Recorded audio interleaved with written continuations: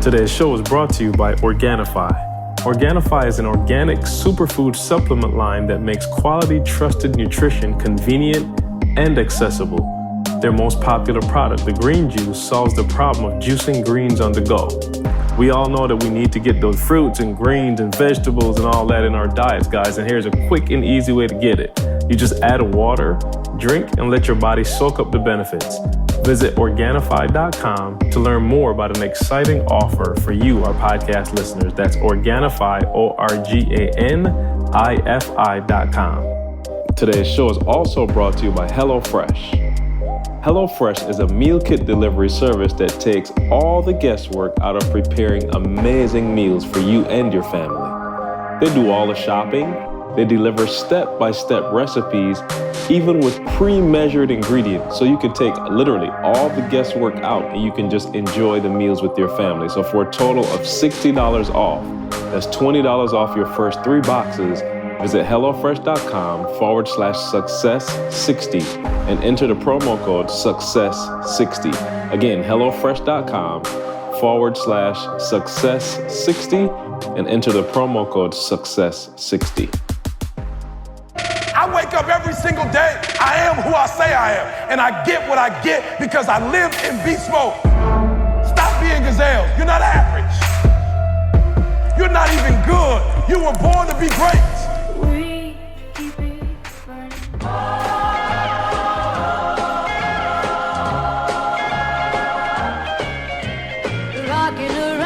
Welcome to another edition of the Secret to Success podcast. I'm your host, CJ, joined as always by the Bayesian sensation, Mr. Carl Wesley Phillips. What's going on, y'all? What it do? And joining us live from sunny California, Dr. Douglas. I'm going back to Cali. I'm going back to Cali. Yeah, I think so. I had to switch it up, LL. I think so, LL. I think I'm going back.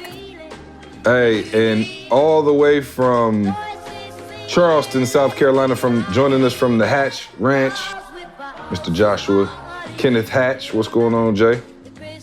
What's happening, fellas? Thanks for having me back. Oh, man, always. Hey, man, this song right here, let me just let it get a little bit more pub. I don't even know who this is for real, but y'all will not tell me that this did not have you hyped and knowing it was about Christmas time when Home Alone came on. And my man Kev was doing this thing in the house. You have to forgive me. I'm right on the borderline. Josh, Carl, and I. There is no greater Christmas movie than Home Alone, is there? Absolutely. Home Alone 1. Well, my son Home Alone 1. First of all, I'm not gonna lie. I like 1 and 2. Now I don't know nothing about 3, but 2 was pretty dope too. But 1, of course, is the classic of all classics. Anybody want to debate that that's the best Christmas movie? No questions asked. You gotta throw out Christmas Story. Where you going, Josh? Where you going with it? Okay, Christmas Story. Christmas Story was classic, but we were young when the Christmas Story came out. Yeah. We kind of had to grow with it. Home Alone, I looked it up the other day.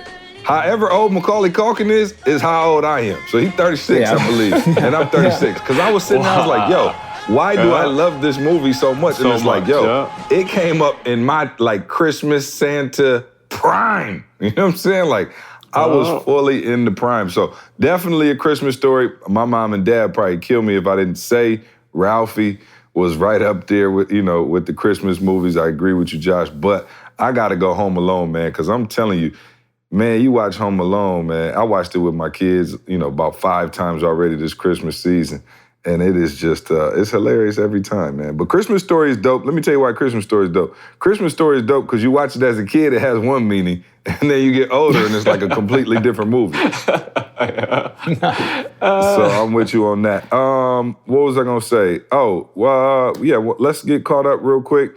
Everybody run down where you are, what you've been on, and let's do that before we get into the pod. Because this is gonna be a you missed me, See, you missed me. I was trying to be nice and I wasn't gonna say nothing, but I gotta just be honest with y'all and just say it's a wonderful life is the best we Christmas talked about that before, no. didn't we? Yeah, you're not an 80s baby. You're a 70s baby, so I knew you was gonna have something in the tuck I've still never seen that. I gotta see that. I've only I've seen never seen clips. That's a classic. Classic. Hey, blasphemy. I've never seen Home Alone 1, 2, or 3. Oh, wow. Oh my goodness. Oh, wow. Oh my God! Yeah, you missed a part of your life. No. Yeah, you missed a part of your life. Hey, well, maybe that's I'm the saying, I know challenge what it's then, E. about. While you on vacation out there in Cali, you watch Home Alone, and I'll watch It's a Wonderful Life. My mom actually no tried to get me to question. watch A Wonderful Life last year, and I think I fell out. So maybe I will give it another chance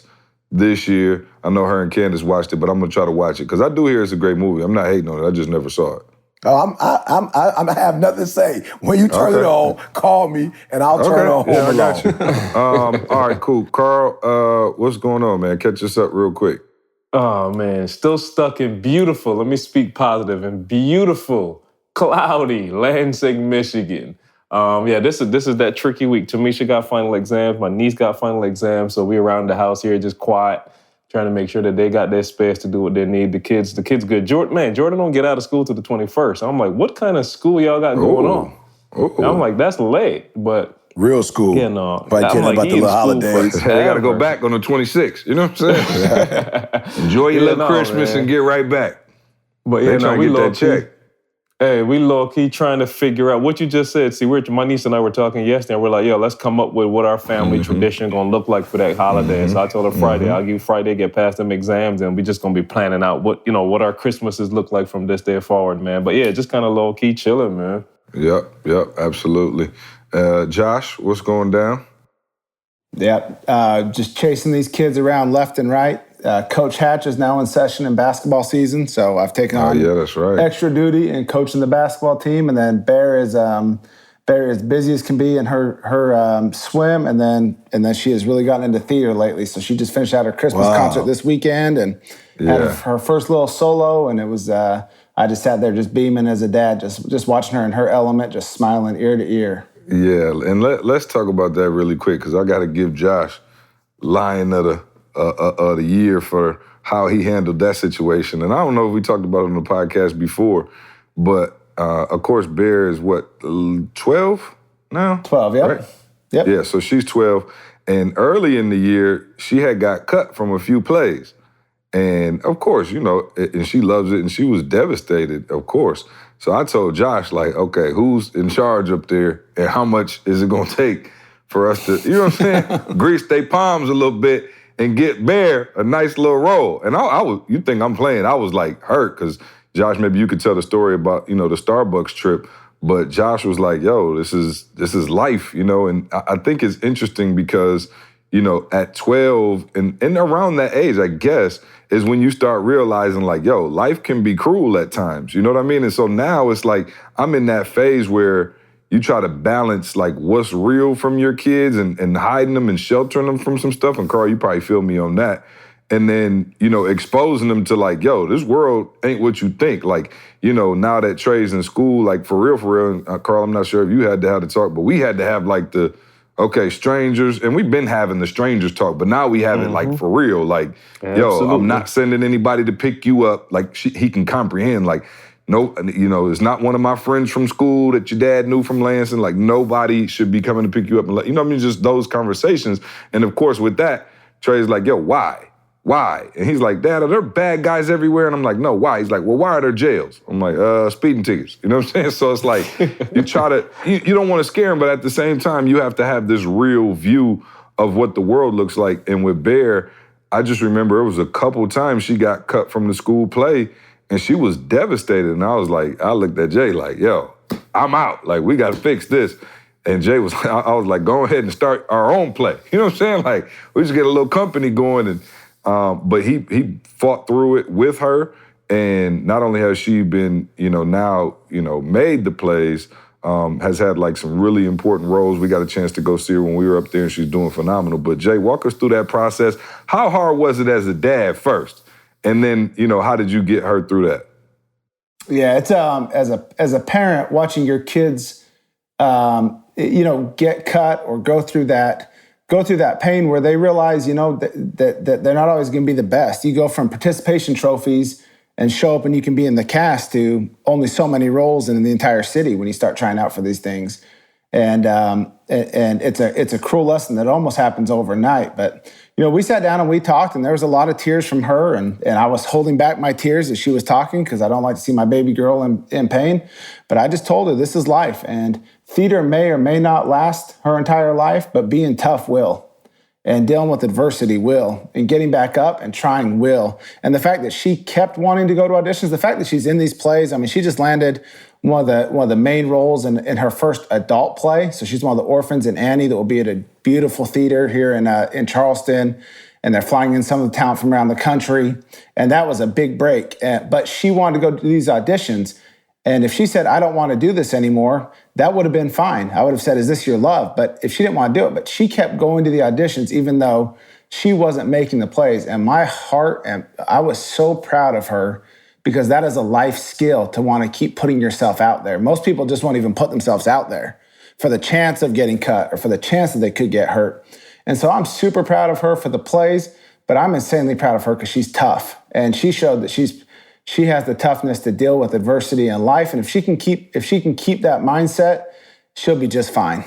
Yep, no, absolutely. And I think I can speak for Carl when I'm saying I'm looking at you and E and going, all right, y'all just get all the notes down, everything. Yeah. Because I remember I was hurt. Josh called, I think you text me and was like, yo, Bear didn't make the play. And I'm like, yo, because I know how much it means to her. And she's such a sweet kid. And I was like, man, it'd be easier if she was like a brat or a jerk. You'd be like, hey, sit down and learn this lesson.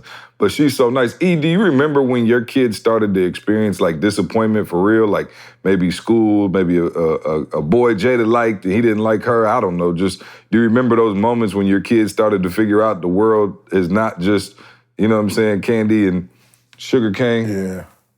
Yeah, I remember Jada first disappointment, maybe not her first one, but I do remember she had a little boy in school that she he kind of, I think, disappointed her in terms of like might have got yelled at her or something.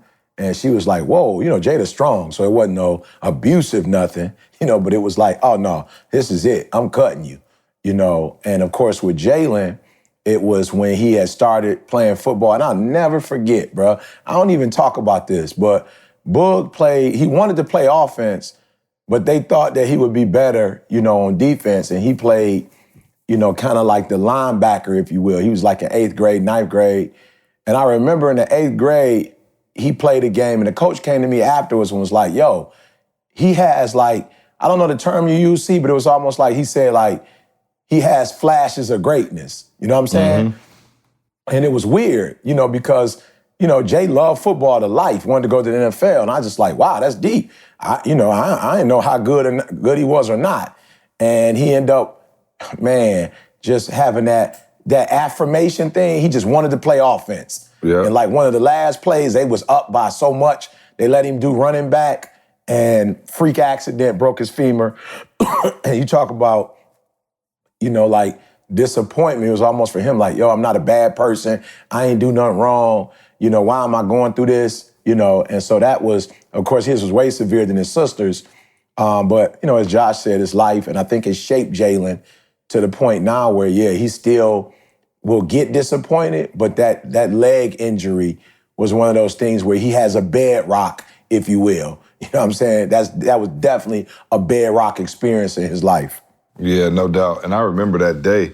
I think I might have been with you when we got the call, and I was up at the hospital. He had those screws to his legs, and just a crazy thing when he experienced that. Carl, how are you dealing with real world hitting your kids?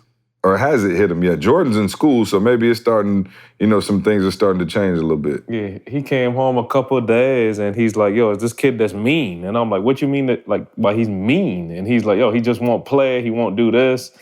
And you're right. See, it's hard trying to still kind of cuddle a little bit, you know what I mean? Like, I'm like, well, you got it, but I had to eventually break it. I'm like, yo, everybody has their preference. You know what I'm saying? Like, this kid may not want to play with you. That don't make him a bad kid. Maybe he's just interested in doing something else. He likes something else. Like, you got to figure out how to, find the things that interest you. And if somebody else doesn't want to do it, you got to get on with it. And it's the funny part, seeing y'all can all relate to this because y'all both got male and female kids, boy and girl. It's a whole different ball game dealing with the two kids. Jessie, I'm almost scared that she going to be the one hurting people's feelings. She gonna be the one that's crushing for. No No doubt. Bro, I'm just like, she doesn't, even on physical pain, like Jordan's sick. Jordan is me, Jordan is you. See, he's sick. I'm talking about stop the earth, like bring my man everything he need. He ain't moving. Jesse's sick and we don't know. She broke her arm and we didn't know for a day and a half. Jordan broke his arm and he didn't move till we came and got him.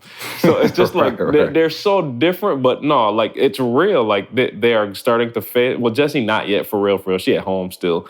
But Jordan is now having to deal with, different kids and different personalities. And I'll give kudos to the school. The teacher that he has, she makes a public example of everything. So, I mean, they seem to be on it. Like as soon as a kid do something, like he got a report yesterday or a couple of days ago that, he got a warning. And I was like, yo, what's up? And the teacher wrote a little note saying a kid hit Jordan and he smacked him back. I was like, well, what's the problem? Right. What's the problem with this? But what the teacher does is she makes everything a public example. So she's really, really good at like, yo, this is how, we would like you to do things. Now, sometimes this is what happened, but she'll literally stop the class and make an example out of what just happened for everybody. So they're learning a lot there. But yeah, no, it's just tough having a conversation. Like you just got to be real. Like this is stuff that's going to happen in life. And the faster you can get used to it, the better prepared you'll be.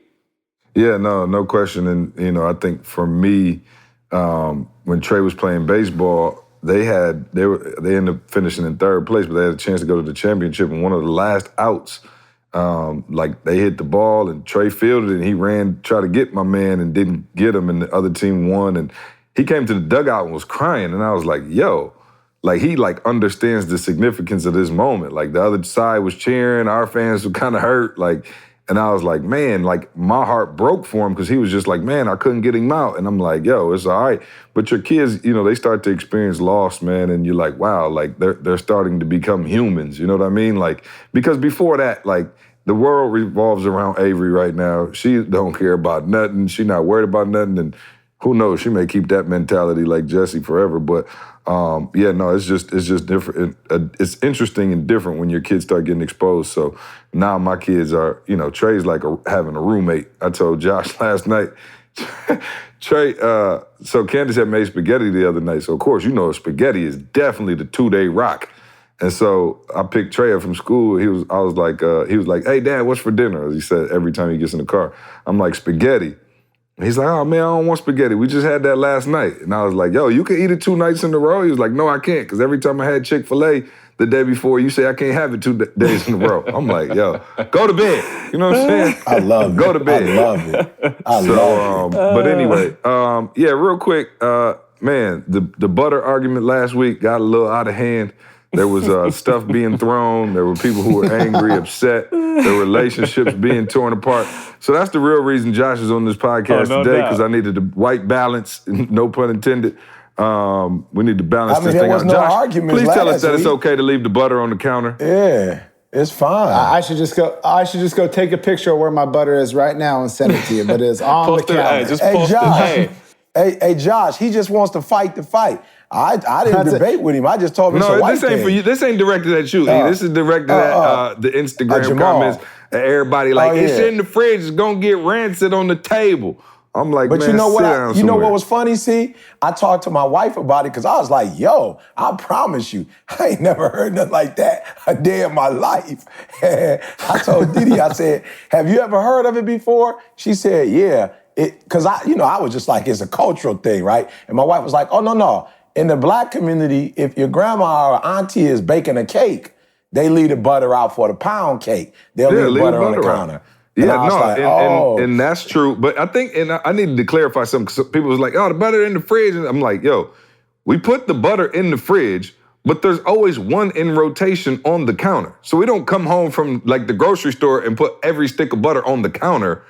You put it in the fridge, and then when you're ready to rotate, it usually take a couple days, depending on how much toast or whatever you eating or you using it to cook or whatever. It usually take 1 or 2 days, or maybe probably 2-3 days to get rid of a stick of butter, and you replace it. So you don't just put every stick out. But for everybody who was scared of that, go ahead and thank me later.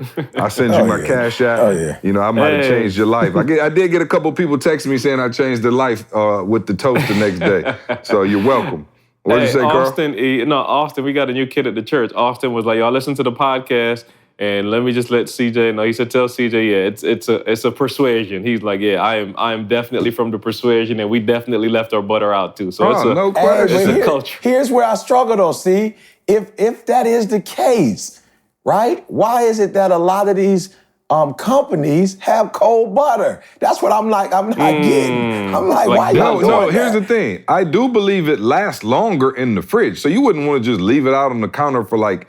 But I'm just saying, we're going to the Cheesecake So I think Factory, it goes in the fridge and then to the counter. But I'm saying when we at the Cheesecake Factory, it's a brick, see? Cheesecake Factory is a brick. There's in the freezer, doggone, and not in the most fridge. Most of the people, most companies, most restaurants I go to, they own that. I'm like, if y'all know this, then why? Because it's tough when you at the Cheesecake Factory. I'm about to tear my little wheat bread up, trying to get that doggone cold butter out that hookup. So, yeah, see, we got to do some butter training with some of our we restaurants definitely got to do butter training. Josh, have you always left the butter out, or was it ever in the fridge? No, so it's both. We have the box in the fridge, but 1 cube out on the counter at all times. Thank you. That's from as long as I can remember. That's how it's been done. So that's how it is in the house right now. One's out for toast, throw in the pan, cooking eggs or something. Yeah, and then the rest that we that's all I'm saying, man. Yeah, the rest that we use is pulled out of the fridge and throw it. Yeah, no, welcome to the good life, especially for as many sandwiches as you hit, E. I just gave you 30 minutes extra on your day. I'm talking about, and you gave me 20 years on my life. You know how much work I do put on, how much work that is? Yeah, bro, thank you. Exactly. Real quick, I got a quick fair file, and then we can move into the topic of the day, but I got a fair file. Is it fair or foul? I went to drop Trey and Avery off at school today. Of course, it's the Christmas season. We're getting up on the Christmas season. Each of them got about 3 teachers. They have outside the door on the wall, they always put announcements and stuff like that. They had every teacher and what all their favorites were for gift ideas. So it was like favorite store, Target, Amazon, favorite food is this, favorite restaurant is this, and it said gift ideas for the teachers. And I was sitting there, I was like, that's a little presumptuous, isn't it? I don't know, is that fair or foul for them to just list that on the outside of the door as gift ideas for the teachers? Now, mind you, tuition is an arm and a leg. So I'm like, your Christmas gift is me leaving my kids enrolled. You know what I'm saying, first of all. But is it fair or foul for them to just put all their Christmas favorites on the door? Here goes some gift ideas for the teachers. I'm going fair. Teachers too underpaid. My parents was both teachers, so I'm going fair. This is private school now. This is private school, so we don't know that they're underpaid. This ain't, you know what I'm saying, Detroit public school system now. This is private, and tuition is, like I said, it is, let's just say it's not free. Does that change your opinion at all, I guess? Hey, I'm rethinking. Yeah, I'm rethinking. I'm going to go fair, and I'm going to ask Heather to do the same thing for me. Take the guesswork out. Give me the full list, everything you want, no guesswork. No, they're happy when they get it. Fair. Everybody's happy. So is it basically saying that you have to get them a gift, though? Is that here go our gift list? I don't have to you don't have to give me a gift. But how much do you love your son and his education, educational future? You know what I'm saying? Oh, no doubt, because if you don't get them a gift, they're going to let your kids sit over there. Tip me out. And just get 20% tip. Hey, Josh, any school play there is, Bear will have a front, a leading role if you take care of that gift. No question. Are you kidding me? Flowers for the teachers, thank yous, it's fair. Anything you need. $1,000 Amazon card, just hey, thinking of you. Merry Christmas. Need some new sound equipment? Every gift begins with cake, bro. Oh, man. All right.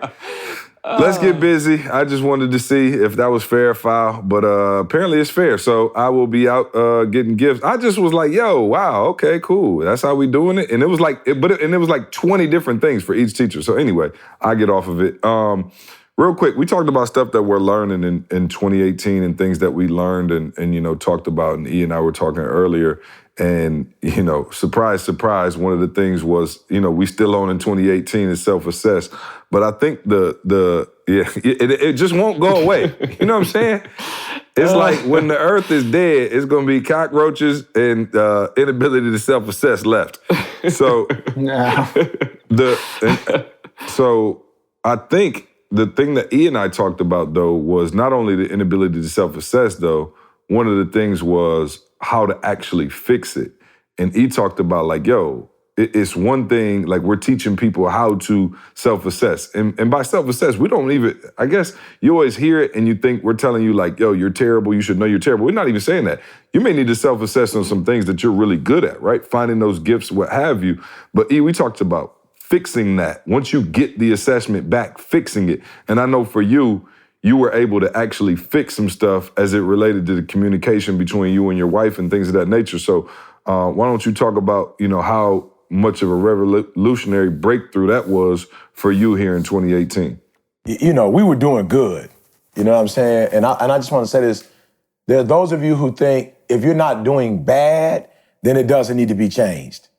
And we really want to help you make that mental shift, right? Because, and this is just my belief, that good over a long span of time isn't good anymore.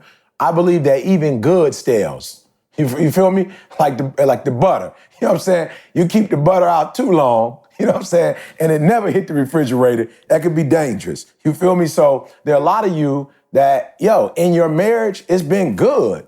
But if it's good for 5 to 10 years, good might rot.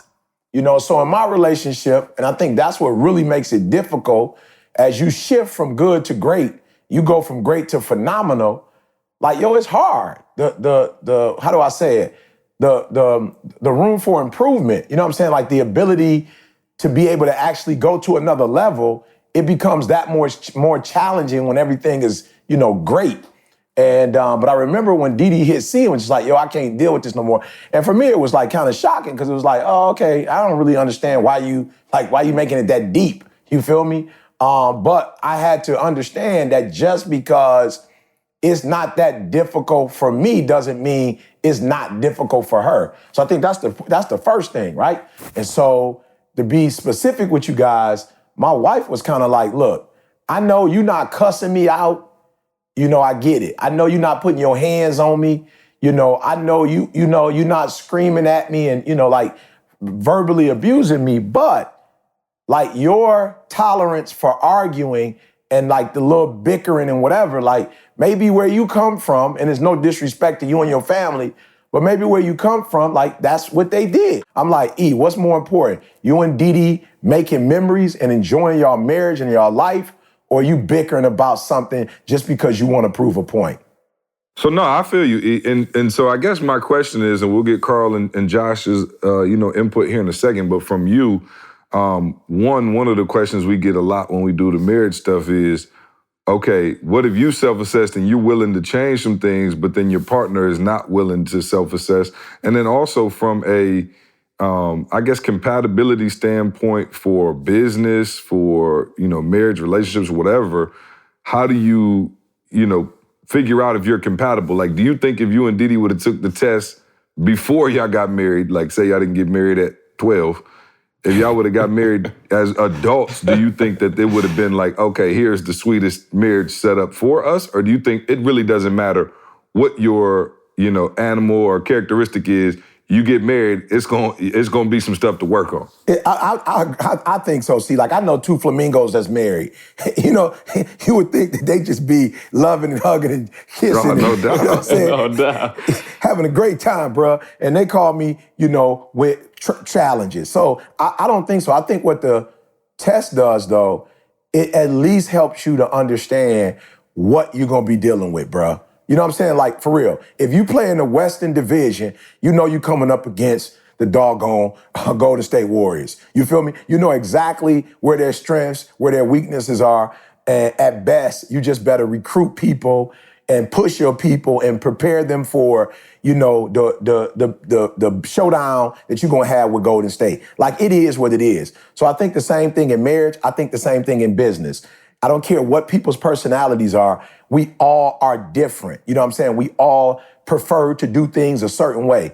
And I think you just have to look at that and say, is that something I can deal with? And I just believe earlier in my life, I could probably my wife's a gorilla. I could probably deal with a gorilla when I was younger more than I could have dealt with maybe a turtle. Because I just remember, like, some people would be like, bro, how you deal with a gorilla when they boom, boom, boom, boom? I'm like, yo, I could deal with that. Like, at least I know what I'm dealing with. Like, it's gonna be the same. It's gonna be whatever that is, it's gonna be the exact doggone time. It's like, it's predictable. So I'm okay. But I promise you, the turtles would just aggravate me because, and I realized by looking at the test, because everything is slow, methodical, everything is like detailed. And it's like, yo, I'm a flamingo. Like I'm creative. So it's not that I'm against structure, but the more structure you put me under, the less creative I'm able to be, So I just think when you know what the challenge is, you can look at it and say, yeah, that's something that is going to be a challenge, but I'm up for that challenge and I can make the adjustment. So yeah, I don't think there's no perfect, e-harmony. Yeah, no doubt. And that's why I was asking for real, because, you try to see if you can find, there's all these, like you said, the dating sites, right? And you can use them, like I said, it's not just, we're not just talking about romantic relationships, but, there's supposed to be these personality profiles that like fit perfectly. And, you and this person are 99% compatible. I'm like, what does that mean? We're not going to have beef. But I think that, I think that with life and familiarity, it's going to breed contempt at some point. You know what I'm saying? And so you have to find out what happens when, the actual relationship, you really don't know until things start turning bad. You don't know what you're capable of or what you have to work on. So again, though, I guess, let me make sure you answer this question. For those people out there who are in a business relationship that's struggling, or a marriage that's struggling, or whatever, or maybe a sibling, whatever, what if you're willing to change and that person's not, though? Like, what do you do in that particular case? Rare, see? Yeah, I think that's rare. I think anytime you've been in love, you know what I'm saying? I don't care if it's in business. I don't care if it's in a marriage. If you've been in love and you've had the experience of getting the outcomes that people who are on one accord get, I think you are willing. Now, you may not be willing to initiate the self-assessment, but I think when you see your partner or your significant other, whether it be in business or marriage, I think you don't want to lose that. And so when you see them change and you see the results that they are getting and you are getting collectively, that you are willing to say, nobody gonna cut their arm off, as the people say, spike their face. I think that person is willing to make the adjustment. I just do. Like, I've never seen, and man, let me tell y'all something. CJ didn't do it. He asked Josh how he was doing, Carl how he was doing. I let it go. But I promise y'all, bro, I was ready to fly today because as I'm getting closer to the end of the year, what I did this month as a Christmas gift to the world, I did I gave 60 people a discount to get one-on-one coaching with ET. And I've also done some marriage counseling. I'm gonna tell you something. There have been marriages that I've worked with that I have asked both spouses where they were, and it was like a 2 out of 10. And now, bruh, they thriving. You talking about ready to run through a wall, bruh? I'm talking about I've never felt this good in my life. And I remember, and I'm only saying this, because you asked me a question. And I remember that person coming back to me and saying, yo, E, I'm doing everything and I don't see anything. And I'm like, don't be dumb. You cannot plant an apple seed and not get an apple tree. It's not possible. Now, what you're doing is what took you 5 years to build. You tore that joker down. It's not about to get built back up over a weekend. I promise you that. It's not gonna get built back over maybe in 3 months. It could take a year, but let me tell you something. There is nothing you can tell me that you change and you loving on your spouse and you buying cars like C taught us, you know what I'm saying? You going to the movies and y'all spending time together. You cannot tell me that person would want to lose that. And so maybe they don't want to initially change because they stubborn, but when they see you loving on them and they feel that thing they felt in the beginning, I promise you, they will begin to self-assess. And again, y'all know me, I'm very transparent. I don't know if Didi ever called you, and was like, what do I need to do to change? You feel me? I'm just being real, No, we didn't get there yet. I don't think Didi ever called you on that, but I will tell you this. She did call and say, yo, Eric need to do this, Eric need to do that. And when you talked to me, I said, all right, let me make my move. And I promise you, bruh, in my life, as God is real, Every time I change and do what I'm supposed to do, I promise you. So let me go, so let me go here then, E, because, so let me go here then because, and y'all be, you and Josh, be as transparent as you want because both of you, kind of had, obviously some deep-rooted issues with your biological fathers. E, you were kind of able to sort through yours, and the reason I'm asking about it, and I know Josh and I have had so many conversations about this, so I know he's cool with me bringing it up, Jay. But here's Josh, and you guys who have been with us on the podcast for a long time already know. Briefly for those of you just joining us, Josh's father was, not in his life for most of his growing up. He was in prison, came back into his life, and had a relationship for a while. And then kind of went dark for some years now. And Josh, just recently, found out kind of where he was at and that whole thing. But Josh, you actually did change and you embraced him and you self-assessed and you kind of put the anger to the side and were willing to come back with this relationship. And it didn't quite have the rosy, outcome that you hoped, where he was, the best grandfather to, Bear and Huddy, and you and him were back, with a great relationship. It didn't work out like that, even though you were able to make that change. So talk about the acceptance of, wow, maybe it's not going to be what I thought it's going to be, even though I was willing to self-assess and make that change, because I think there was a lot of things, and I still don't know, you don't, even when I talk to you about your dad, obviously, it's tough, but you don't sound angry per se. So walk somebody through that, because I believe we can really hit a breakthrough, because there's people out there who have so much animosity, and that's, like I said, this time of year even especially can be so hard for them, because you have these relationships and these things you've been hardened on for so long, and it's time for that breakthrough, and you're like, man, what if the other person doesn't, and should I still, because I don't want to get re-hurt? So walk us through that process from your perspective, Josh. Yeah, it's been a really interesting really interesting process. I was actually just home for my grandma's funeral this week, and that's my dad's mom. And when my dad was in prison for those 7 years, my grandpa passed away about 16 years ago, but my grandma and grandpa used to take us for the summers to give my mom a break. So my mom would drive about 2.5 hours.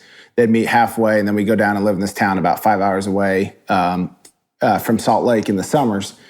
And having her pass away and dealing with that reflection of the entire situation, it caused some more reflection. So what I'll say is a few things. I had to come to grips that I'm my father's son, but I am not my father's choices. So that was probably the first thing for me. So there was a stage in my life I had to come and say, okay, I am my father's son.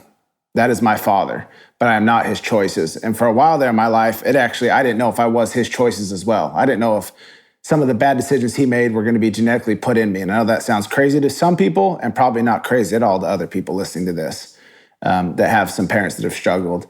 And then the other side was I have my own family now. And I've always looked at it from the perspective of I will be everything that I wish I had as a father for my kids. So I know what I felt like I was missing, and so I will be that for my kids. And if I carry anger and animosity around my kids towards my father, that will cause it. But there was also one other really important thing when I was growing up, CJ, that allowed us to have a healthy view of my dad, and that's that I've never heard my mom say a bad word about him, even though they divorced when I was 3.5, 4 years old. But my mom she never said a bad word, and she didn't think highly of him. I want to make sure that's very clear. She didn't think highly of him. But she made sure that we could form our own opinion. And even though I talked to her this last weekend, she said, I was scared every time you went with your dad. Every weekend you went with your dad because of things he was going to expose you to. But it wasn't my job to keep you away from your father. And I thought it was interesting. And she knew we weren't in danger exposed, but value-wise, his values were different than hers. And so when we go on the weekend, she knew we were probably watching movies that she wouldn't let us watch. We were going to be around influences that she probably didn't want us to be around. And we were never in a compromising situation, but we always were able to keep a healthy view of my father because it was our view. It wasn't anyone else's view trying to plant. And he was in our life from, he got out of prison, when I was 11, almost 12. And he was pretty active for the most part, and we had a great relationship. But looking back now, in those teenage years, he was like a buddy and not a father. We did a lot of fun stuff together. Very little disciplining, very little man-to-man talks, very little coaching about what life is like. But he was the fun dad because he was trying to make up for time. And because of that, I actually resented my mother because that's where the discipline came from. And then most people on this podcast know the story, but I had a business partner that stole a lot of money. And, you know, I like to say I was financially in trouble, but I was emotionally bankrupt when that happened. But I called my father when I was stolen from him. I said, I need your help. And I've never really asked him for anything. I said, I need your help. What is my business partner thinking right now? Because you've stolen from people. What is going through his head? And we had one conversation, and then he disappeared. He disappeared out of my life again because it got too heavy for him to have to deal with his past. And he was able to see the pain that it caused, and he was gone. And I believe if I carry that anger towards him right now, the people that are going to suffer the most is not him. The people that are going to suffer the most are the people around me, the people that are important to me. And so I've made a decision that I don't carry anger. I have to deal with it in my own ways. There's moments of hurt. There's definitely memories where or times I wish that Berkeley and Hudson had a grandfather in their life and that he was active and he was the man, absolutely. But my job and my loyalty is to Berkeley and Hudson and Heather now. And I am here, and I've done some things financially to help my father to make sure he has a roof over his head and other things. And people say, that's really nice. You know, I always tell them, the money's the easy part. Writing a check's the easy part. Having to deal with him emotionally and try to repair a relationship's the hard part. But just writing a check for rent actually is the easy part, to make sure he has a roof over his head. Getting down to the roots of it, that's the challenging part. And I don't think we're all the way there. You know, we've come to now the point where he's in his early 60s, and he's already showing pretty severe signs of dementia. And I don't know if we'll ever get the answers of why things happen, but I don't know if we necessarily need them now. Yeah, if you want to jump in there, because I heard... I do. Yeah, and the album that, you know, we're working on now, and Josh, thanks for sharing that. I know that's a lot, and, you know, hopefully you guys take something from that. And I guess I want to know, E, you said on the album, like, yo, you're the one who's hurting over this. You're the one who's, you know, needs to fix it, because there's a track on the album, the new album called Mainframe. And you talked about, like, yo, it's your responsibility to fix it.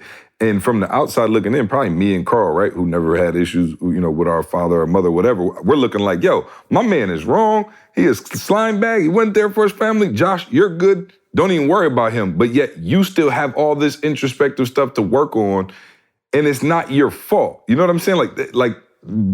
Josh couldn't help the fact that his dad, you know, did these things and went through these things. You couldn't help the fact that you and your dad didn't have a relationship. But then later in life, it's on you to actually still repair it, which doesn't seem right. Like, I didn't break it, so why am I responsible for repairing it? So people who are stuck, you know, and you know, have this bitterness and this animosity that they're holding on to, how do you fix it when you didn't break it? I guess is my question. Well, again, first of all, I'm just saying you're taking responsibility because you're taking responsibility for your healing. It's like somebody shooting you, and you saying, well, I didn't shoot myself, so I'm not going to go to the emergency room. Mm-hmm. You know what I'm saying? It's like, I feel you. It's definitely not your fault that you were shot, but you bleeding to death. So you might want to go to the ER and get help. You know, so when Josh was talking... But how do I forgive the person who shot me is the question. You know what I'm saying? I agree with you. It's funny, when I was doing the coaching session this morning, you know, one of the things I told a young lady, because she's it's just, life is so crazy. Like, I don't have, you know, phenomenal skill when it comes to academia. You know, I got phenomenal will. But I was talking to her, and she was just talking about how writing is so easy for her, but how she's working, like her professor got, you know, her chair has her helping him with you know, his papers and getting published. And now she's writing for this and writing for that. And I just thought it was so funny. And she was like, I just can't say no. And I was like, wow, that's crazy. Here you're doing all this writing for everybody else, and you're not getting no closer to finishing your dissertation. And they're actually using you. You know what I'm saying? But I said to her, I said, this is what I've learned. I have learned that in order to change something that's internal, you have to have a greater external force. And if you're having an external problem, you have to have a greater internal force. So I told her, for me, there was a time when negotiating with people was difficult, right? Until I listened to Jamal. And when I was listening to Jamal, I was like, yo, Didi been with me since I was 16 years old. And if anybody deserves 50%, it's Didi. So when somebody negotiates with me and tell me I want, exclusive rights to your stuff, and I need this percentage, I'm like, yo, it ain't even hard for me to negotiate no more. I'm like, yo, I can't give you Didi money. You know what I'm saying? Like, you just came on the scene. There's no way I'm going to give you what's rightfully my wife's and my child. So for me, you got to switch it up. You can't keep thinking the way you're thinking and think something's going to change. So when Jalen was born, and I'm just being real, somebody might be, I don't got a kid. I can't help you. It's like what C says. I can only help you with what I know. When Jalen changed, guys, it was like, yo, Jalen does not deserve to deal with a father that's half-baked. He don't deserve that. Jalen does not deserve to have a father who is bruised and battered. So I gotta go get my healing for my son, for my daughter. And I'm gonna be real, I never did it with my wife. I love Didi, but for whatever reason, my relationship with Didi never really sparked that internal. But I was like, as Josh was talking about Huddy, Josh was talking about, I'm like, Bear, I'm like, yo, that's the real, that's why I had to do it. So even if my father never had changed, I knew that it was worth it because I was going to change. And so what I needed to get out of the deal, I was going to get out of the deal whether he got something out of it or not. It didn't make me a difference if he changed or not. That's not what I was seeking. I wasn't seeking for a relationship. We didn't have one, doggone it. We didn't have a relationship. So I wasn't necessarily like in my 30s saying, I want to play catch with my father. And I wanted to be healed. I want Jalen to have the best version of his daddy that he could have. I wanted Jada to have the best version of her father because I wanted to break the cycle. And how do you break the cycle?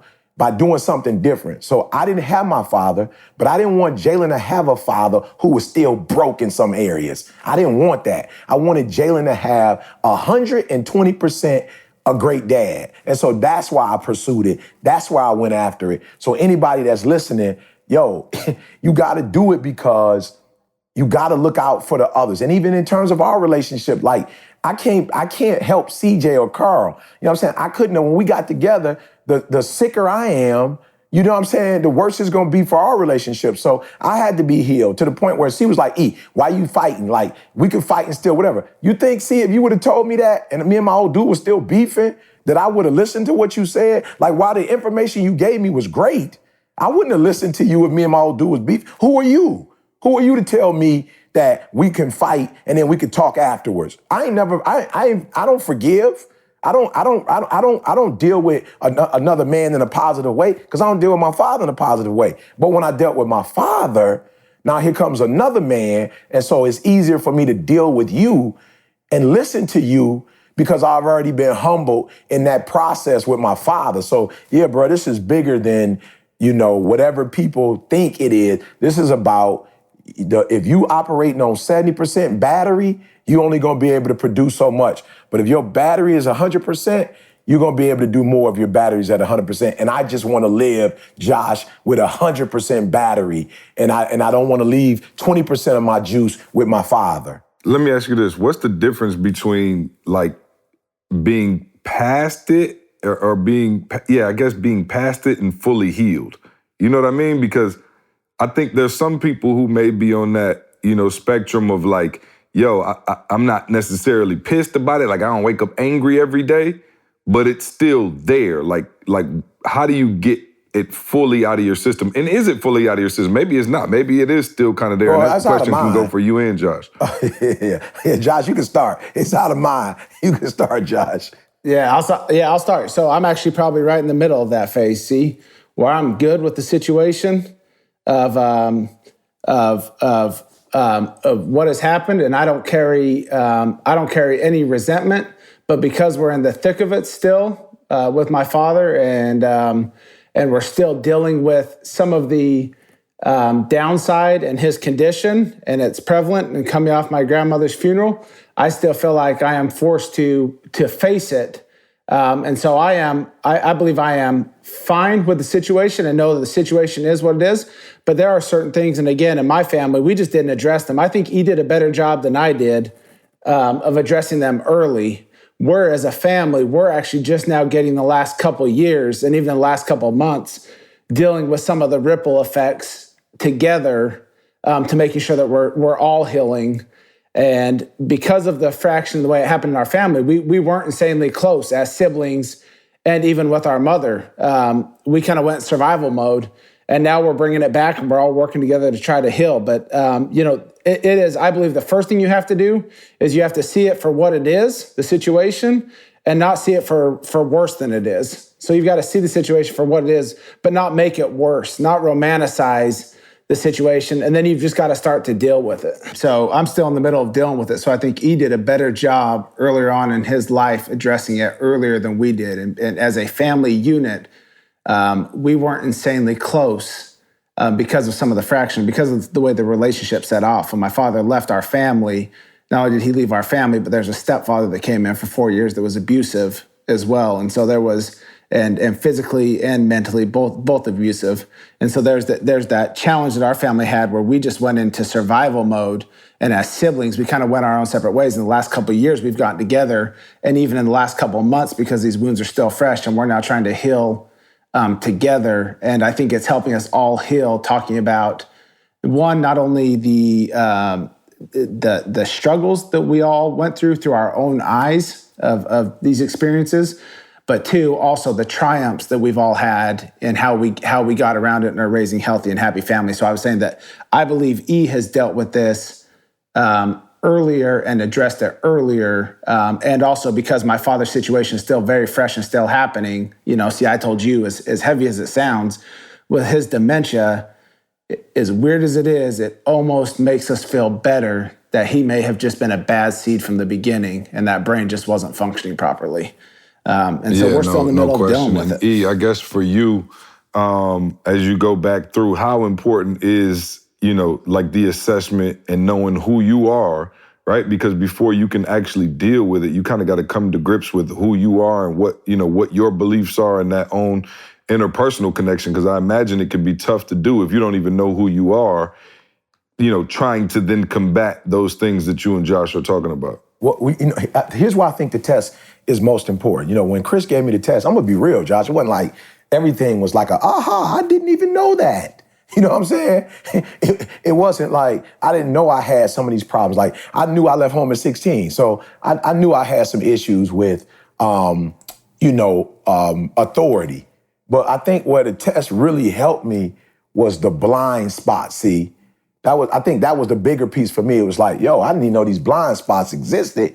And how do you know? See, you gotta, the blind spots must be very instrumental because even in cars now, they don't make, the requirement is not you being able to turn your neck anymore.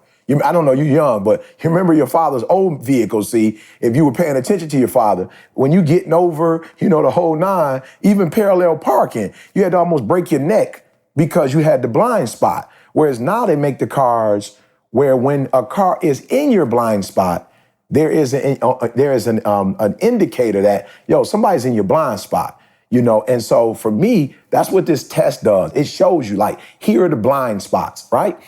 Like, know where you and your spouse or your business partner or your assistant pastor and you or whatever, your board or your teachers, if you're a principal, you know what I'm saying? If you're a CEO, your staff, like know their strengths, but also know their blind spots so that you can use them to their strength, but you can help them see their blind spot. And so for me, that's what it was. It was like in my marriage, this is why Didi got to call CJ.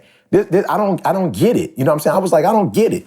But this is why the blind spots. You got it? I got it. All right. So here's your strengths, Eric. Don't try to be what Didi is. Don't try to be demanding or driving. Like, that's not you. You are a people person. You know what I'm saying? You think about the masses. So use your strength. Didi use her strength. And we've got a perfect combination here. So I would say, see, especially marriage, like I'm using this assessment for marriage. And that's one of the things, and I hate to go back to this, but I told you I grew up watching karate movies on, Saturday, kung fu fighting.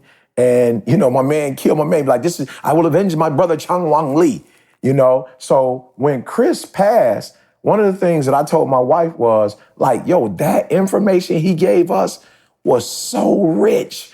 The information he gave me on other members in the company was like so rich, because it's like when you're aware of certain things, like you can't get pissed. You can't get upset about a person's preference. Like unless you're just immature, you can't get mad at a bumblebee because it flies. And you can't be mad at a turtle because it wants to, I always say this, like, and I don't know if I've ever said this on the podcast, right?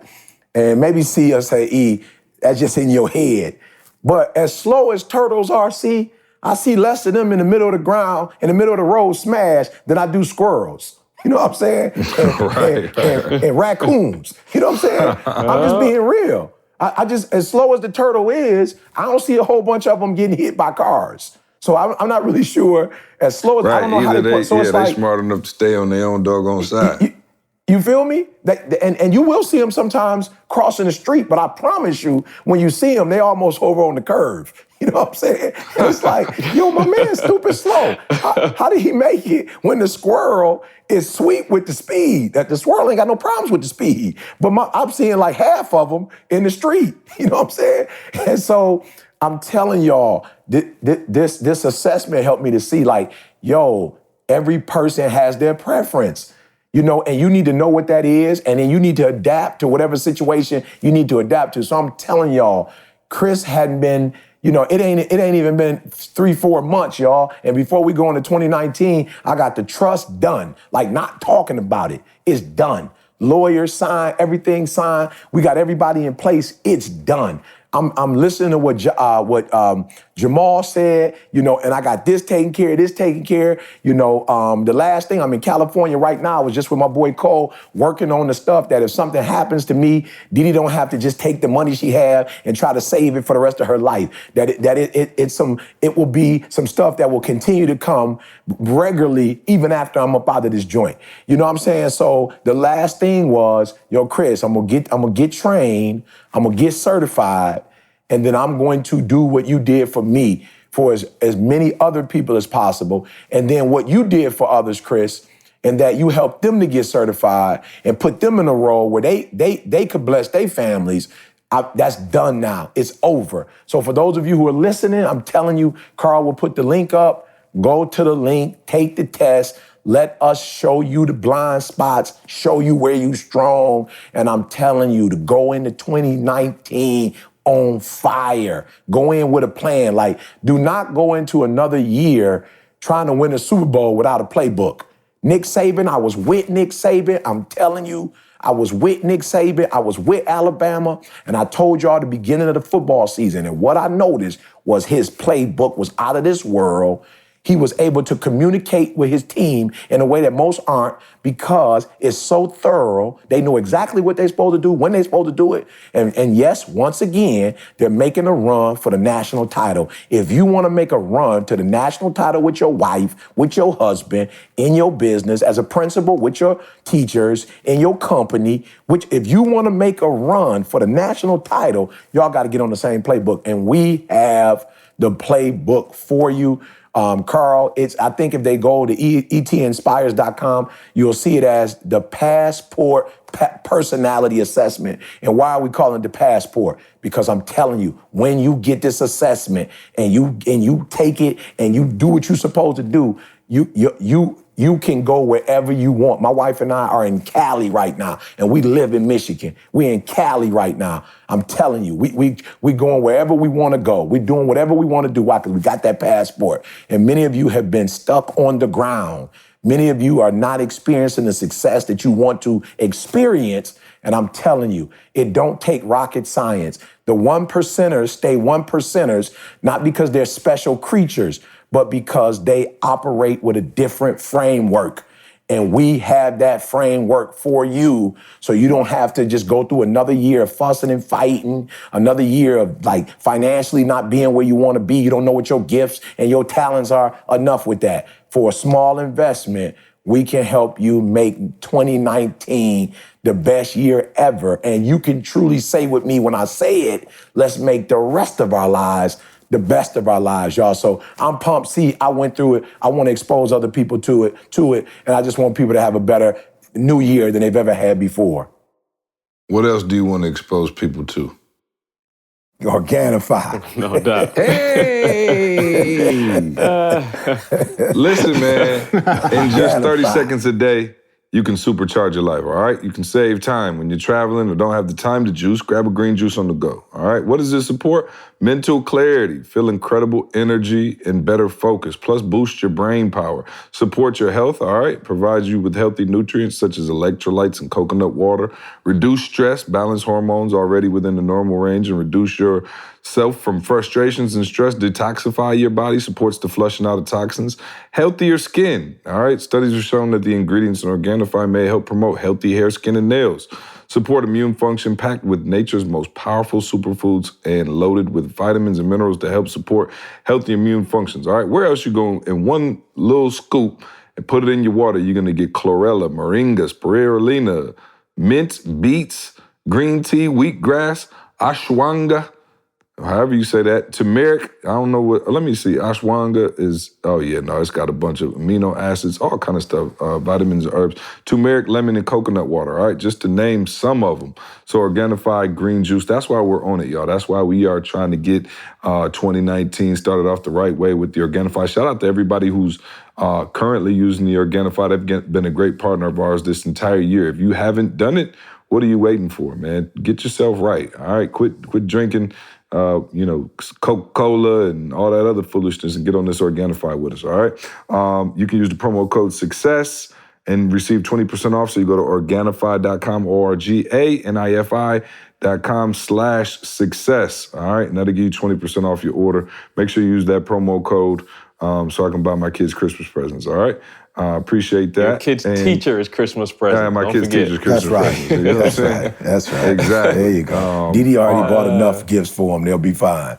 All right, so I promised early in the show that we have a historic moment on this show. I don't believe this has ever happened, but it happened. So I'm all about it. Like, this caught me off guard when, they sent it over to me. So last week, if anybody remembers, we had a young lady write in, I believe her name was Brittany, in Chicago. And she talked about a gentleman who, they had been on a few dates, but my man wasn't cashing out, right? So we got a lot of feedback from that. People were texting me like, yo, my man, whatever. So everybody was kind of on it. I'm not sure, what exactly the parameters were at the time, but we read it. I judged my man. I called him a bum. And so why did we get an email from the gentleman who was being spoken about? No way. Yes. There's more to the story. I love it. So I almost flipped out, and I wanted to tell y'all about this earlier in the week, but I didn't want to ruin the surprise for you on the podcast. Way. So Derek in Chicago says, so this may be a little crazy, but I'm the guy who was dating Brittany in Chicago who wrote into the podcast. We both listen to the podcast, and we have discussed the fact that we do, so I don't know why she thought she could send this email without thinking to change the name or the city she's from. Please let me explain myself. We met through a mutual friend, and while it seemed like a date at first to me, she made it clear that she wasn't looking for a serious relationship, being that she just came out of one. With that being said, I approached the relationship as one of a friendly nature as opposed to a romantic one. Because of this, I purposely didn't pick up the check or pay for her movie ticket because I didn't want to cross the line that she laid down. I was worried that if I start paying for stuff, she would think that I had other intentions of making a more romantic type situation. That is the real story. And CJ, my mama did raise me right. And if it was a situation where we were dating, there would be no question that I definitely wouldn't have let her pay. So now, with all the information on the table, I have a fair foul. Is she fair or foul for one, trying to dog me out on a public podcast that we both listen to, and two, not giving the entire story? P.S. She's a great girl, and I would actually love to take our relationship to the next level. No doubt. Sincerely, Derek. Oh, man, that was hilarious when I got it. Wow. Yeah, no, so apparently, I'm like, what Brittany, a podcast. What a podcast! I mean, we hit over 10 million listens, so it's not a stretch that they're both rocking to it. So that's funny, man. Super funny, Brittany and Derek. And when I got that email, I just died laughing because he actually made some pretty solid points. Brittany, you did not tell us that you told him you were just trying to keep it. Did you say Brittany's last name? I didn't say Brittany's last name, but apparently she knew that they had been on some dates and my man wasn't paying, and they went to dinner twice in the movies. I see enough information out there. Yeah, my man has some decent deductive reasoning. So yeah, no, that is a trip. But so let me ask y'all this. Now that you know Derek's version of the story, does it change your outlook on kind of where this thing is headed?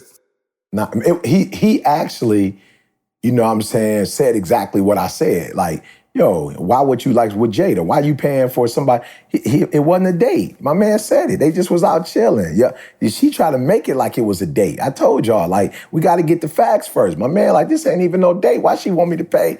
And I ain't even getting a chance to take it to the next level. Careful what you say now, E. Right. You only paying if it, you know what I'm saying? You sounded, that sounded a little crazy. You know what I'm saying? Telling the truth, bro. He keeping only it 100. pay if you got ulterior motives. He keeping You know it what I'm saying? 100. Is that what we say? They keeping it 100. If we're not gonna be doing no snuggling by the fire, listening to Christmas music, you had to buy your own tickets. Carl, what do you think? What Does Junior this say? change your outlook Flat on the out. situation? Hey, it does change it for me because, again, she laid some solid rules. Like, if this is not what it is, then for real, So I was gonna change, see. No, and here's what I'm saying. If you and I go out, see, you gonna pay, I'm gonna pay. You see what I'm saying? Like, it ain't never a time you and I split a bill. If we dealing with just a friendship, you see what I'm saying? Mm-hmm. So if that's the reality of it, and I'm just saying how I would operate, dude, I'm still paying. Like, it don't have to mean nothing. Yeah, so I'm sticking to that side. It don't have to mean nothing. You know what I'm saying? Like, dude, if that's the rule, that's the rule. But I'm still paying because that's the kind of person I am. I'm not gonna let you change, who I am. Well, I don't care what you think. You know what I'm saying? Eventually you'll know that what my intentions are. Eventually, whichever way it go, you're gonna know. But yeah, I'm still paying because I think that's just who I am. Brother Joshua, give us your thoughts on, I don't know if you heard the podcast last week or if you're fully caught up with the situation, but. I did. Yeah, I did. And I was dying when you were just reading that letter. Yeah, I mean, I just, for me, I don't think I've ever been anywhere, whether it's a date or with a friend, one that's female that I haven't paid for, and I'm kind of in Carl's train of thought. I'm probably paying for those meals for at least the first little while, but that's just me. Now that I have a little more backstory, I guess I can see where he's coming from, but I'm sure I would have been paying for the food. It's a good point. I'm with Josh and Carl. E don't like to pick up the tab when it's, you know what I'm saying? You feel me? He's so used to getting free stuff now. You feel the me? celebrity status got him tricked. You So he's feel so me? used to getting so much free stuff You that, feel me? you know what I'm saying? He hadn't picked up the bill in quite a while. But, You know what I'm saying? Hey, did you see my wallet? Get your hands out my pocket. Each fan was forgetting his wallet, y'all. That's his line. He's the only one who will be philanthropic with your pockets. You know what I'm saying? You're like, whoa. Oh, hey, let me borrow some cash. Hey, let me borrow some cash. I didn't give it away. Yeah. I'll give it back. Give these kids $100 and I'll take the credit. You know He what never I'm saying? keeps And it. Yeah. I'll fake pay you back later. Yeah, he's the middleman. But I say, listen, Derek, Brittany, y'all sound like amazing people. So here's what I want to do, right? Because I'm a nice guy and I appreciate our listeners. I want to invite Derek and Brittany out to our next event. Now, here's the stipulation. Y'all got to sit by each other, and you got to hang out, and you got to let E do like a brief, 5-minute in-person pre-relationship counseling, all right? Because we want to get y'all on the right track. I want to personally see if we can facilitate the first Secret to Success podcast marriage. You know what I'm saying? Get it. Let's get it. And then he could officiate the wedding. That would be really dope for our ratings. You know what I'm saying? I feel like, yeah. You say I just went skip past their happiness. I'm feeling like your intentions are our pure. listeners will come back. You know what I'm saying? Straight to ratings. For the wedding, because you guys are kind of part of this podcast now. So next week, I know y'all listening to this right now. Send an update. Let us know what's going on. And then next time, when are we in Chicago next? I don't know. But we'll be in Chicago soon. I'm sure we're always in Chicago. So next time we're in Chicago, or if y'all want to come out, come out and will give you some pre-relationship counseling. How about that? All right, cool. So keep us up to date, Derek and Brittany, on that relationship. All right, now let's jump into Ask ET. All right, real quick, let me get our second sponsor. And this segment is brought to you by HelloFresh. With HelloFresh, each box is made up of fresh, responsibly obtained ingredients selected from high-rated, trusted farms. With the global eats options, it brings authentic international dishes and flavors to home cooks for exciting new meals. So listen to what I'm saying. Y'all don't have to cook the same potato, pasta, rice every single day. These are options, international, Mediterranean dishes, Indian cuisine. Listen, you're getting some amazing options. This week we had a couple of them, but the one that stood out to me was the sweet potato fajitas. I would have never thought. And again, I ain't the cook, I ain't Chef Boy or D or nothing like that. But the instructions are so simple. Man, we did it with homemade salsa. Simple, tomatoes, onions, cilantro, lime. Just add all that stuff, man. And I'm telling you, my kids slaughtered this. And my kids are pretty picky eaters, but they went through this thing serious, came back for seconds. With subscribing to HelloFresh, there are many benefits, so you can keep enjoying week after week. Get delicious, filling meals delivered right to your door every week for less than $10 per serving. You heard me, less than $10 per serving. If you go out to eat, you're definitely spending more than that. And it also includes free shipping. So manage your account easily by choosing your delivery dates to match your schedule, and just pause it if you're on vacation, if you're out of town. So for a total of $60 off, that's $20 off your first 3 boxes. Visit HelloFresh.com/success60 and use the promo code success60. Once again, visit HelloFresh.com/success60, and that's the number 60, and use the promo code success60. We have some questions here from Mr. Hatch that we always store up until he actually gets on the podcast. So let's start with Josh. Josh, Evan said, my startup is 1 year old and I'm starting to hire employees and scale. What should my focus be on now that it's time to scale? Yeah, first, congratulations on making it through your first year. Most companies don't. So congratulations on that. And I would focus, if you're starting to hire, focus on culture early and often. Culture is so important, especially as you add teammates to the company. And so it's a very hard thing to turn around down the road, but it's something you can get right from the start. So focus on the culture. Okay, beautiful. We have another one here. Hey, Josh, thanks for all the nuggets on the podcast. Any tips on negotiations? Yeah, make sure you're actually negotiating for something. What I mean by that is make sure you bring something to the table and have a little bit of leverage. So I see people try to go on a negotiation table because they think there's a percentage they can negotiate, but they don't actually have anything that they actually bring to the table. They're trying to negotiate off of ideas, off what the future can look like. Actually bring something of value to the table, and negotiations are pretty easy. All right. Ashley said, when considering outside investments, Josh, what do you look at? Or what do you look for? Sorry. Yeah. So really at this stage, I look for people that I like and people that I trust, and that's who I invest in. So it really comes down to, do I like and do I trust them? I'll tell you who I don't invest with is people that come to me and say, this is a guarantee, or this is an easy way to make money. There's no such way of that happening. So those are people I don't invest with. You mean to tell me the people online who say I can make $100 million in 3 days are lying? Exactly. People that come and say, hey, a little bit of money, throw it on this piece of whatever, this part of this company, and this is a guarantee. Those are words for me to run. People that say, invest, we love each other, we're brothers, we're family, all that stuff, you'll get me to run. But if I like and trust you and you have a track record, then investing is pretty easy. All right, let's jump over to E. Frank in Connecticut said, E.T., what's your take on the NBA thus far? It seems like the league is getting soft compared to when your bad boys were in charge. Oh, yeah, no question. I haven't watched the NBA this year, though, but in years past I have, and it's just like football, which I watch regularly. They're trying to protect the quarterback, so I do get it. It's more of a business focus than it is on the game, and of course the three-point shot is becoming a focal point, so if people can shoot. And actually people like Steph Curry, these guys are a lot, smaller, and, like when you compare guys back in the day.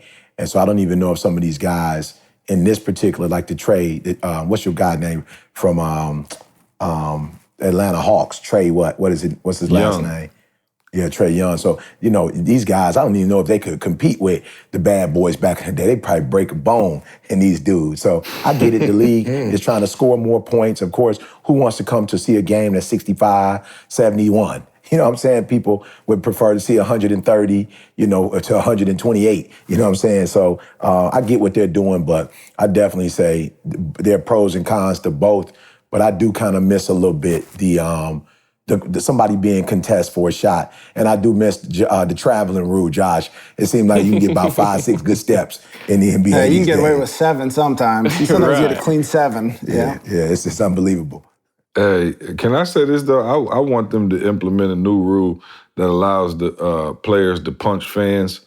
Please, I'm so sick of seeing these videos where people like my man walking through the tunnel and people like yelling curse words at him like 2 feet away from pointing their finger in their face. Bro, I just wish, because I'm like, yo, these dudes at the game, they're drunk as all get out, and you just yelling obscenities at my man. Maybe they lost a tight game, and you just like, yo, I don't care. I know they say sticks and stones.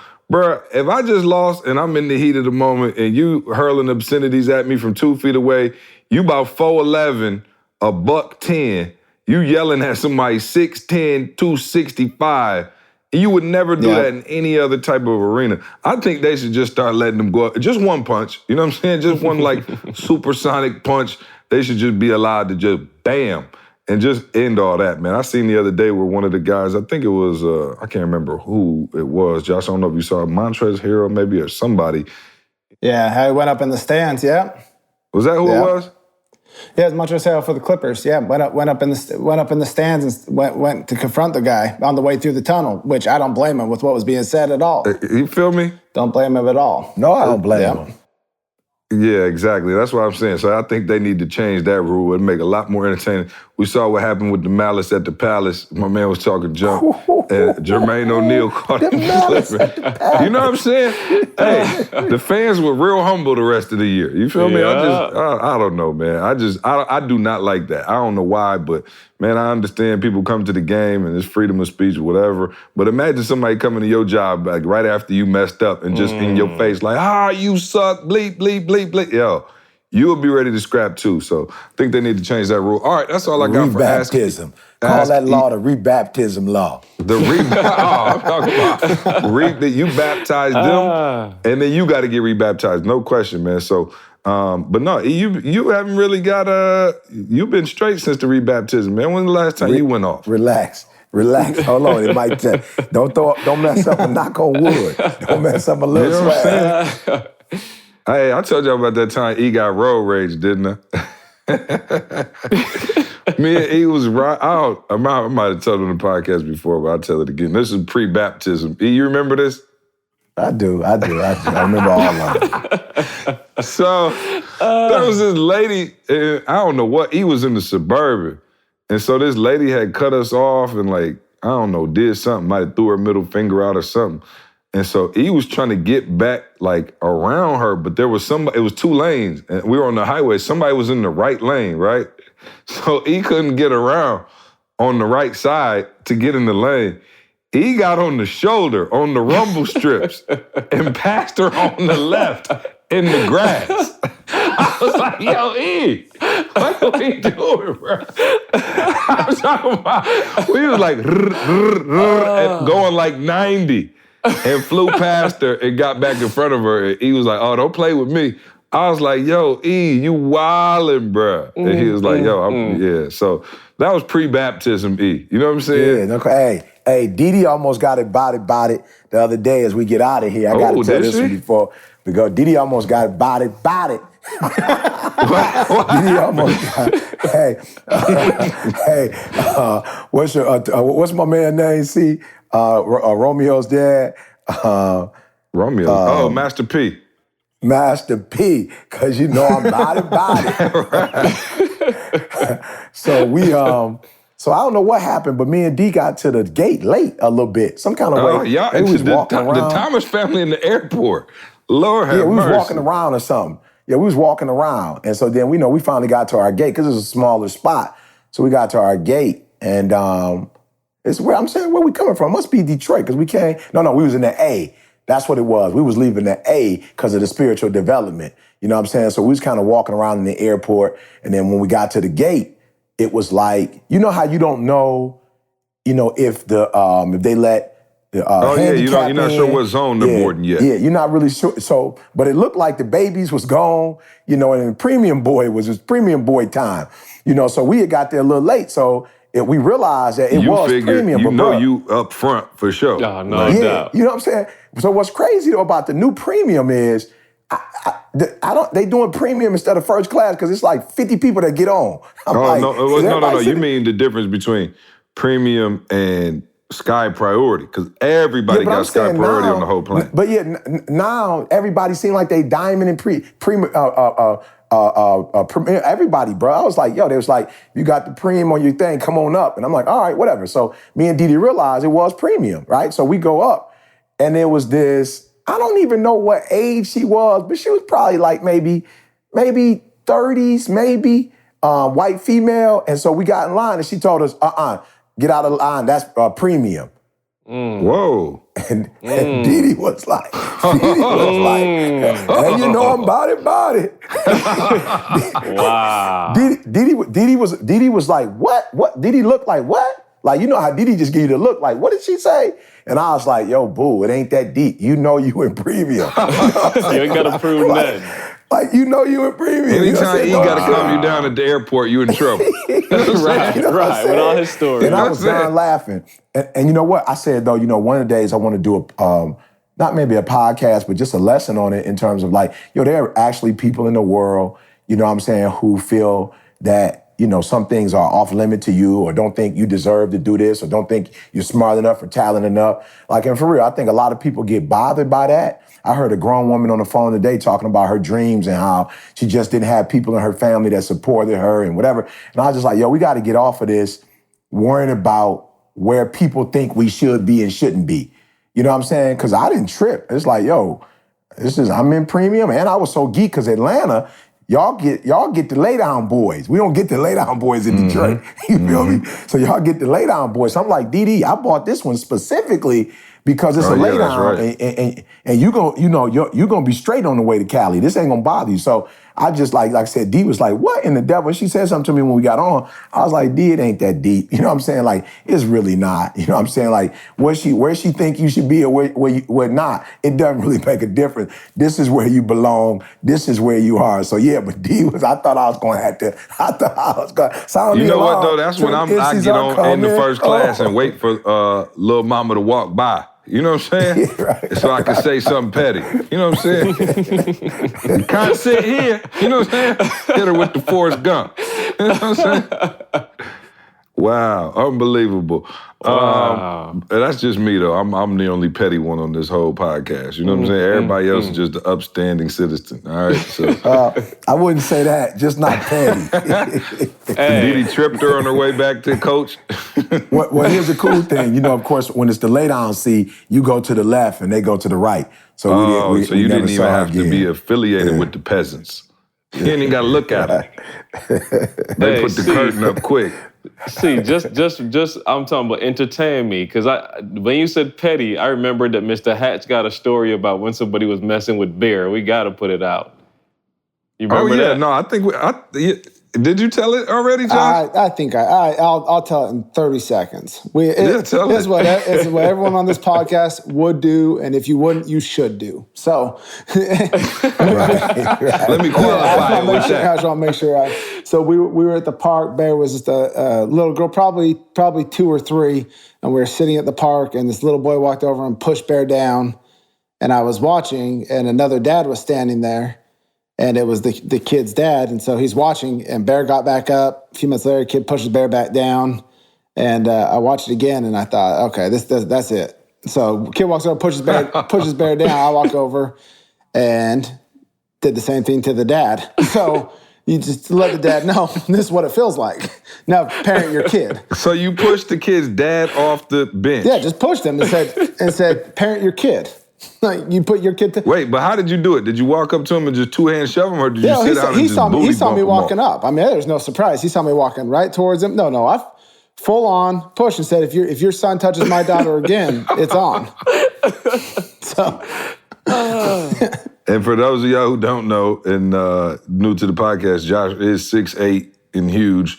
So, yeah, my man probably peed on himself real quick. But, yeah, no, so, yeah, that's petty. Yeah. But I feel it for sure, 100%. For sure. I'm not going to lie. I probably would have gave my man a verbal warning first, though, Josh. You know what I'm saying? I'd have been like, my man, I'm going to give you 1 second. It was 3 pushes, and he was watching all 3. Didn't say a word to his son. 3 is tough. Enough warning. He had a warning. Maybe to his defense, Josh, maybe he just wanted to see how like the world worked itself out. You know what I'm saying? Like, he was just like, yo, let me see if... In my defense, I bet his kids never pushed another kid again. So I'm just saying, we set a new trend that day. You feel me? You want some too, old man? No. Hey, and when I heard that, because Josh is so mild-mannered, like it just seems so contrary to what I know of Josh. That's what stood out to me so much. No doubt. But, Josh's famous line is, I'm nice till I'm not. Yeah. Yeah, no. So, hey, this is a very petty community on this podcast. I have another airport story about E that I'm going to let live until E's ready to tell it. We need to get further away from the baptism, but E, you remember what I'm talking about? Tell it next. Dr. Thomas, tell it next week. Did he get off? Anyway, I'll have to. I didn't get off. I'm just here saying that you just said you're not going to tell it, but now you said you tell it. No, I'm not going to tell it. I'm not gonna. Hey, this one's still under investigation. You know what I'm saying? This one ain't resolved itself in court yet. Real quick, man, shout out to E. And shout out to the people of Atlanta, man, the spiritual event. And I know I was sending videos to Carl and Josh. They weren't there, but man, the last spiritual event in Atlanta was crazy. It was about 1,000 people in there. And I don't know if it was a spiritual event or a concert or both, but it was, just incredible, man. The energy in the room, the people, man. The weather was terrible all weekend. So E had hit me like, yo, you think, we should still do it. You think everybody's straight. I'm like, man, no, these people so excited for you to come down. So, man, it was a powerful, powerful event. Thank you to everybody who came out, man. If y'all get a chance to come out to those spiritual events in Atlanta, they're absolutely free of charge. And we would love to have you out. You do got to get there early because even though we had a bigger facility this time, right? Yeah, we did. Yeah, and it was still packed to capacity. So shout out everybody who came out, 300 more man. seats. Yeah, yep. So next time, we might have to do it in Mercedes-Benz here shortly. We'll get the Benz and do it. Let's go. But yeah, no, it was a great event. Other than that, Carl, what else we got? Oh, that's it. Phenomenal Life Jamaica. Nothing else needs to be said. Buy your ticket. Let's get it. We're talking about, 2 months away now. Yeah, so how many podcasts we got until Christmas? That's what I'm trying to figure out. I think, probably one more. One more? Is it one or two? So it might be one or two, yeah. I'll tell you in a second. Yeah, for sure. No, we need to definitely get that. We need a Christmas podcast, you know what I'm saying? We need to figure out something special we can do and hopefully give a sweet gift to our listeners. So, E, if you, I know you got to go, but do you have time to hit us with a little Christmas cookie nugget of the day? Yeah, for real. We talk about Christmas and, the reality is, man, we do. We want to be a blessing to others, but you are only as good to others as you are to yourself. So, for real, give yourself a gift. And I don't know what it is. I'm not talking about buying yourself a purse or a car or anything. I mean, you could do that, but for real, you know what makes you happy. Don't be so concerned with, just looking out for everybody that you don't look out for yourself. You got to take care of yourself. You got to get some rest. You got to be emotionally well, spiritually well. You got to be in great relationships. You got to handle yourself financially. So for real, give yourself some gifts. Love on yourself, take care of yourself. And the more you're able to do, in terms of your own health and your own wealth, then the more you could do for others. So this season, this holiday season, as you're all in stores and going everywhere and doing everything, just make sure at some point before 2019 comes in, you can honestly say you've blessed yourself. Hey, appreciate that nugget of the day. Appreciate everybody out there, man. Hope y'all having an incredible holiday time, man. We appreciate you spending a little time with us. Brother Josh, thank you for coming on the podcast. Real quick, give the people your Instagram. Let them know how they can reach out to you. They got questions, comments, anything they want to address to you. Yep, JHatch Life. So JHATCH Life on Instagram, and you can find me on LinkedIn and Facebook as well. All righty, man. Appreciate y'all, man. Y'all enjoy the rest of this week. Enjoy that sun for us. We out.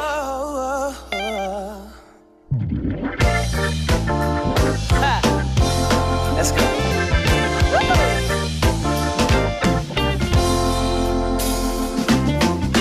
Presents and cards are here. My world is filled with cheer and you. This Christmas, and as I look around, your eyes are shine the town they do. This Christmas, the fire side is blazing bright, and we're caroling through the night. And this Christmas will be a very special Christmas for me.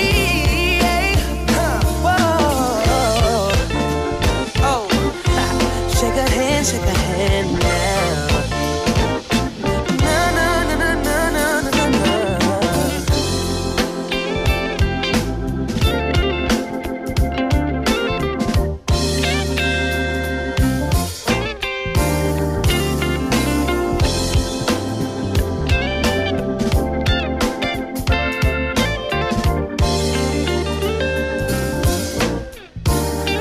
Ooh, the fireside is blazing bright. We're caroling through the night, and this Christmas will be so special for you and me. Yes, it will be. Oh, oh, oh. Shake a hand, y'all. Come on, everybody shake a hand, y'all. Ha. Family, hey, we'll be together to make this Christmas right. Yes, we will. I want you to focus on here right now. Don't you worry about when you get home. You concentrate on this opportunity. You don't worry about tomorrow. You concentrate on this opportunity with all your might, with all your